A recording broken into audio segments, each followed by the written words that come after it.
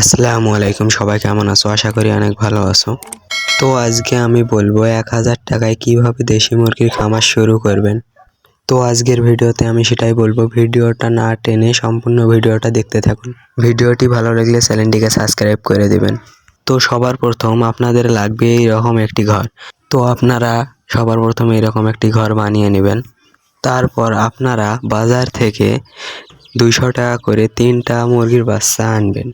3টা মুরগির বাচ্চা আনার পরে আপনাদের প্রথমে দরকার লাগবে সেটা হচ্ছে পানির পাত্র এবং খাদ্যর পাত্র। এই পানির পাত্র আর খাদ্যর পাত্র বাজারে কিনতে গেলে মূলত 50 টাকা করে 100 টাকা লাগতে পারে। জায়গা ক্ষেত্রে কম বেশ একটু হতে পারে। আর মূলত থাকে আপনার 300 টাকা।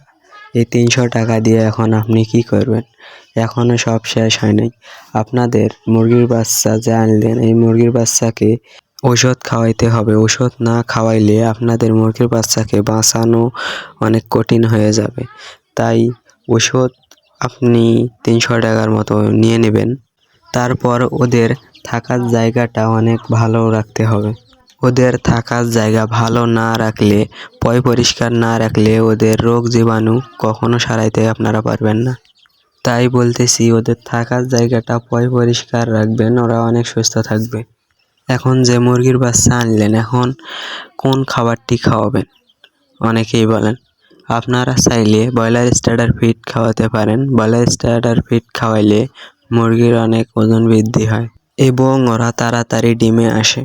মূলত ওদেরকে তাড়াতাড়ি ডিমে আসা লাগবে। এখন অনেকেই বলবেন যে 3টা মুরগি তো আমি আনলাম, এই 3টা মুরগি দিয়ে কিভাবে খামার হবে? মূলত আপনি যে এই 3টা মুরগি আনলেন, এই 3টা মুরগি তখন আপনার ডিমে যাবে।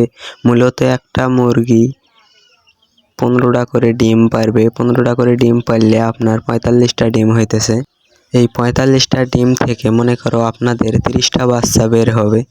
এই 30টা বাচ্চা বের হলে একটি ছোট্টভাবে খামার হবে। তো এই পর্যন্তই আজকের ভিডিওটি ভালো লাগলে লাইক করে দিয়ে চ্যানেলটিকে সাবস্ক্রাইব করে দিবেন।